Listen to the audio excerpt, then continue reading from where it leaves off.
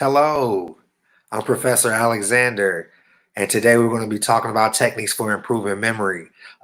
Reporting to you live from the Hood to Higher Education studio, and we're going to just go ahead and get into it. And remember, folks, it does take a village. That's some good tea. That is some good tea. All right, Chapter 8, Techniques for Improving Memory. So the chapter 8 objectives, learning objectives is applying the 5-step memory process. Now, you might be thinking to yourself, wow, why can't I remember this person's name when I just met them? Or why can't I remember the answers to this test? Or how come I can't remember the directions to this place that my best friend just told me about? Now, the whole idea of this chapter is going to be to improve our memory techniques so we can recall them for tests, describing memory strategies, including mnemonic devices, identifying strategies to overcome obstacles for better habits. 5-step memory process is intention. You are interested and have a desire to learn and remember. We have to be intentional about this. We have to have a desire. Sometimes the subject is connected to our major. Doing well in our major is connected to graduating. Attention. You are paying attention. You are attentive, observing information, and concentrating on the details. Concentrating on those details will help you gain that information and recall them for the test. Association. When you organize and associate information to make it make sense to you. Retention. You practice until you know the information. You do this over and over, and we're going to talk about ways in which you can retain information to recall it. Having your short-term memory go to your long-term memory banks. And recall. You have to be able to recall things for the test. These are the things that you remember. Oftentimes, these are things that you have taught. When you give a presentation, you have retained that information because you know that you want to be on point when you're presenting your thoughts and ideas in front of people. Recall helps you share that information with others. So we talked about short-term memory and long-term memory. Now I want to draw a connection between these things. There are certain things that we can do, certain things that we have in our short-term memory that are not always in our long-term memory. Now, do I want to remember is the number one question. Do I have a positive attitude about the information that I'm receiving? Have I created an interest? Have I eliminated all the distractions around me? Have I organized and grouped the material together? Have I reviewed the information often for recall, for bringing up this information on our tests? Have I reviewed my notes and the information right after a lecture? Have I reviewed class notes within the 24 hours that will help you remember what you just learned so we can go into that long term? Have I set up a weekly review? Do I use repetition? Do I summarize the material in my own words?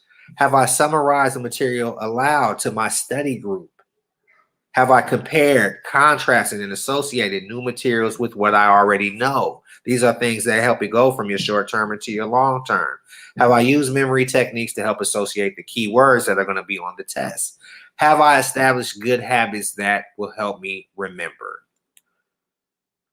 Okay, other memory strategies are to write it down, go from general to specific, reduce the information, chunk it, eliminate all the distractions, study in short sessions, use all of your senses, use technology. It's at our disposal. Okay, we have recording on our phone. We have a note-taking app on our smartphone.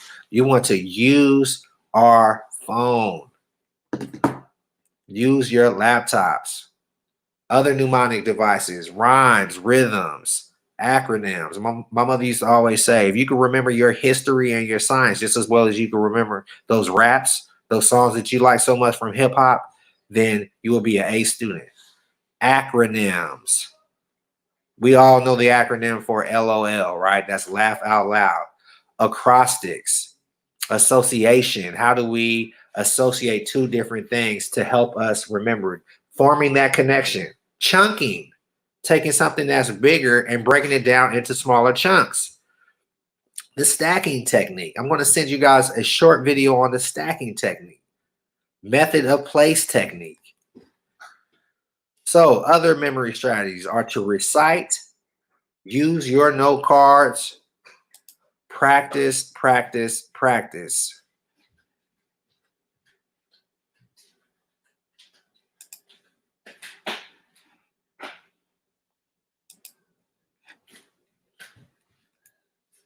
Overcoming obstacles. Overcoming obstacles are going to be crucial in order for you to have that short-term memory go into your long-term memory. Overcoming disinterest with a positive attitude. Practice becoming more observant and aware. And finally, relax. So just a quick review. Rhymes and rhythms, acronyms, acoustics, association, chunking, the stacking technique, method of place. Write it down, go from general to specific, reduce information, eliminate distraction, study in short sessions, using all of your senses and use technology. This helps all of that memory go from short term to long term. The 5 steps of the memory process are intention, attention, association. You use it to organize and associate information to make it make sense. Retention. You practice until you know the information. Recall it for remembering on to share it with other people and for a test. And we just learned the 5-step memory process. Now, I want you to reflect back on everything learned in this chapter and see what strategies that you've been using to help you with your memory, and discuss with your peer various memory strategies, things that you do to improve your memory. What are some examples of times that use the sense of smell to recall old memories?